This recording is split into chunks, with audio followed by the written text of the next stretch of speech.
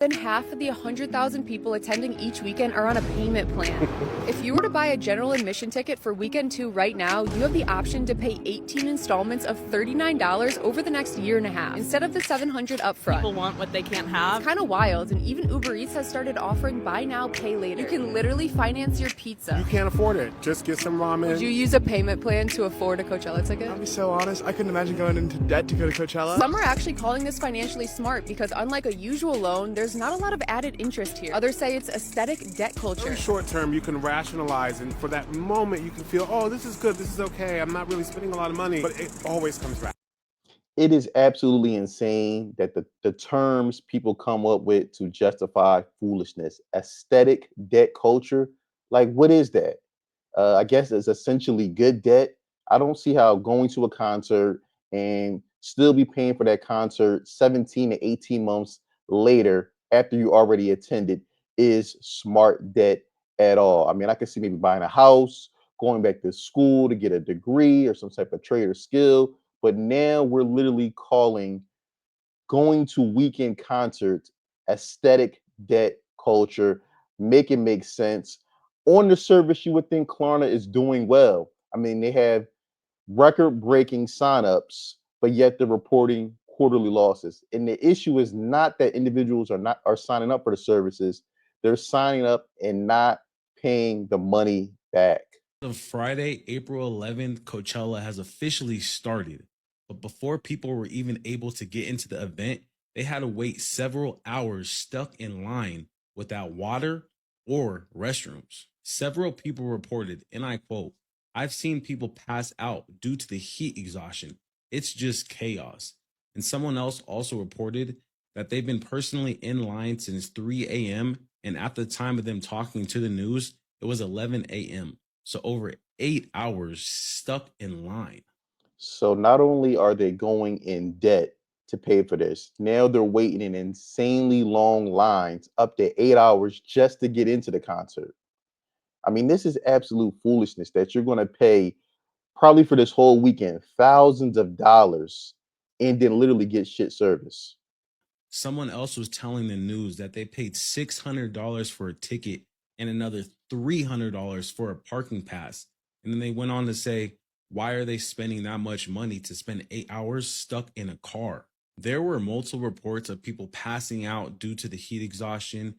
People were waiting so long that they were setting up their tent, waiting in line just to get into this event. So not only were people waiting hours just to get into this event, there's also reports that 60% of Coachella's general admission tickets were purchased through payment plans. General admission tickets were around $600, but fans could purchase them for a down payment of $50 a month and a $41 fee. Now, I'm just going to say, me personally, I've never been to Coachella, okay? So I say this, I'm going to start with that. But waiting 8 hours in line to get into an event, I just don't see myself doing that. Maybe I'm crazy. Maybe other people obviously do that. I don't know, but not me. But anyway, let me know. Would you wait over 8 hours sitting in the hot sun waiting in line to get in to Coachella? Absolutely not. I would not be waiting 8 hours for any event. Nevertheless, a actual concert where you can probably see these individuals throughout the year without the wait time. Again, this is absolutely insane when you really sit down and think about it. That not only are people going into debt, 60% of attendees are going into debt to attend this concert. Then on top of this, the conditions that they have to subject themselves through are absolutely horrible. People suffering from dehydration all over to see some artists. I mean, again, like I said, celebrity culture in America has gone way too far. Our situation at Coachella is awful. You will have to wait hours in line every single day just to take like a 5-minute shower. And people on TikTok are always posting videos saying that most attendees don't even clean up after themselves. I can guarantee you the stench and smell at Coachella is probably unfathomable because I guarantee you most of these people are not taking showers the whole weekend. Because I mean, I highly doubt people are going to be waiting hours to take a shower. So just understand that a lot of these people, a lot of these individuals here are not using showers, not taking showers all weekend. So you just feel dirty the whole time. Ironically, for some reason, the crowd at Coachella is always super dead. Like if you look around, it's almost like no one is singing or dancing along to the music, and everyone just has their phone out and is recording silently. In fact, a few years ago when Tyler, the creator, was performing, he walked out onto the Coachella stage and started yelling at the audience for being so boring. Pretty much a situation like this happens every single year because everyone is just there for one reason, to take picture features. And if you want to know how I know these specific details, it's because I unfortunately went to Coachella in 2018. Yes, it was years and years ago at this point, and I wouldn't say I regret it, but I definitely would not do it again. I ended up spending so much money that I could have probably spent on like a trip to Europe. The Airbnb that my friends and I got was $1,000 a night. Okay, there was like 8 of us to be fair, so we were splitting everything. But even to this day, all these years later, I cannot justify the price. Let me know in the comments below. Have you ever visited Coachella? Personally, I never went. And explain to me what's the hype behind this concert that so many people go year after year and spend thousands of dollars in a single weekend. Now we're going to look at an example of someone who actually did Coachella smart.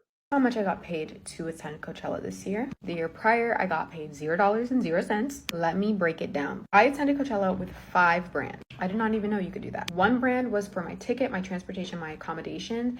3 brands were paid, and another one was for my clothing. All the deals were a little bit different. So for instance, I worked with Pandora and I did interviews for them. I know a lot of people get sensitive about this stuff, but I'd rather you be sensitive and knowledgeable than ignorant. I've been making content at this point for I think 6 or 7 months full time, in totality maybe like a year and a half. You don't have to be a beauty influencer, you don't have to be a lifestyle influencer. You can do whatever you want to do, but there is strategy. Shout out to her. While most people went thousands of dollars into debt to Coachella, she actually made money by being an influencer and leveraging her brand, leveraging her influence, and got over $27,000 to actually attend Coachella. 80% of Coachella attendees used a buy now, pay later service in order to attend the festival this year in 2025. Let's talk about it. People are financing their fun because the cost of living and the reality of the economy is just a little too real. I get it. I'm not going to be the one to tell you to deprive yourself of having joy and fun. What I am going to tell you to do is to hustle for it, budget for it, plan for it. As someone myself that just got back from a Disney cruise and paid for it in full with my side hustles and saving money, I'm going to give you 5 tips that helped me. First place to start for anyone is to sell unwanted and unused items in your own home. If for some reason you no longer have anything to sell in your own home, or you're looking for something more advanced, you could thrift items and flip them for a profit. Or what I did recently is I found a computer monitor and a desk by the trash can, sold it on Facebook Marketplace, and made $100 cash. Second option for a side hustle or to make money for an event that you want to save coming up. This one works great too if you have a 9 to 5. You can provide a weekend service like babysitting, dog walking, or delivery apps. Tip number 3 goes into the saving sides of things. You're going to want to create a sinking fund and automate your savings. Sinking fund is just creating a separate account specific to this event that you are planning for. I also recommend getting a high yield savings account so that your money is making money on top of the money that you're already saving. Tip number 4 is couponing and cash apps. When I started couponing and using cash apps, I couldn't even believe how much money I was wasting on shampoo, napkins, just everything you use in your daily life just by not looking for deals. As we get in this mentality that $1 or $2 is not going to make a big difference, but $1 or $2 compounded over months, maybe a year you're planning for this event, that's hundreds of dollars possibly that you could be putting towards this event that you've been planning for. Tip number 5, you've probably heard this one a lot, is cut out one extra thing. I'm not telling you to cut out everything, and I'm not even telling you to cut it out every day, but can you cut it for a short period of time? Can you take that money and apply it to this trip instead?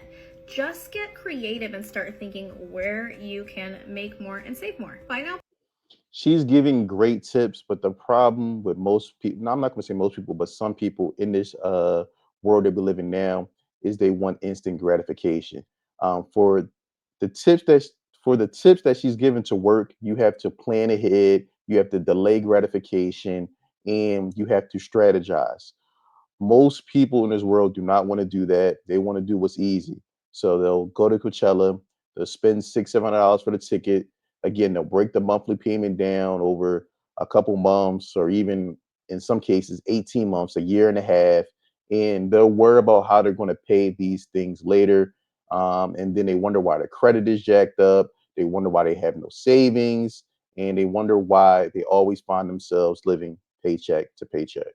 An entire weekend at Coachella Costs. If you decide to go last minute, literally bought my flights the day before Coachella. My friends already booked an entire Airbnb 10 minutes from the venue, $322 for Thursday to Monday. A lot of my friends actually meal prep food to bring, which is so smart, but going so last minute, I just DoorDashed. So that cost $75. Food at the festival for the entire weekend was $103. Actually snuck in like sandwiches into my purse, so I was eating that throughout the festival. And Okay, that makes sense because I want to say $103 for festival food. That sounds pretty cheap because I'm sure one meal is probably $25, $30 alone. order of lemonade for me ended up being $75. $57 on airport food. Some for my friends too, so that's why it was a little bit more expensive. Did a market run for water and some alcohol, $44. The flight itself was a lot, but I literally booked it Wednesday, and that was $606 round trip from Washington to California. My ticket to Coachella was $794. More expensive because it came with the shuttle pass.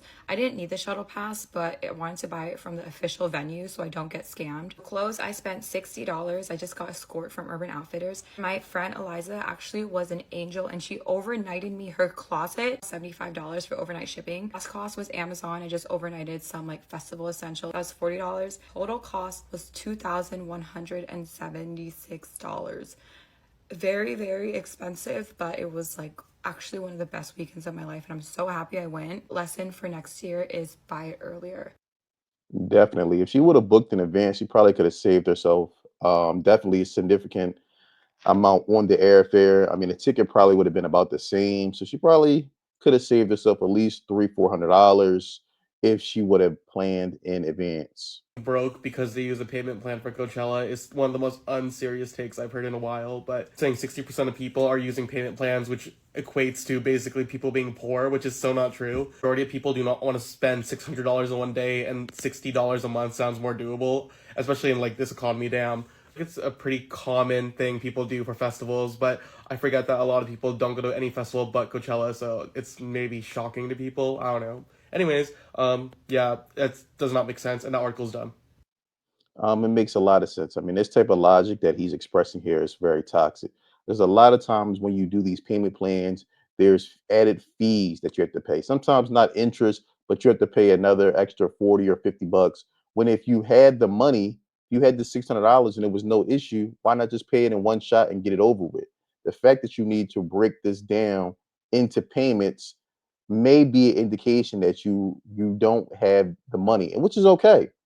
But to sit here and act like most of these people that attend, or a good percentage of the people that do attend these concerts, are not financially struggling is just being dishonest.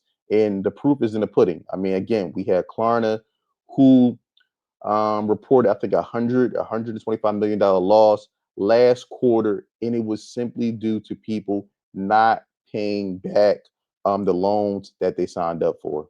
Just announced their 2026 advance sale starting Friday, May 2nd for only $49 down, and the rest split in monthly payments up until December. Y'all, this is probably the most convenient and affordable way to do Coachella. Last year, we put $49 down and then broke it evenly in 6 monthly payments from June all the way to December. I already know I'm going to go, so I'm going to lock in and get the pre-sale. But if you guys didn't go this year, let me know if y'all trying to go next year. Stay tuned for more festival tips and tricks. As you can see, Coachella is not wasting any time. They already have payment plans available for April 10th to 12th for 2026. Payment plans starting as low as 49 down, plus equal monthly payments through December 2025. But let me know how you feel in the comments below about Coachella. What's so special about it? And people going into debt and using buy now, pay later services to finance this aesthetic debt. Let me know how you feel in the comments below. I look forward to hearing from you. Don't forget to like, subscribe, and share.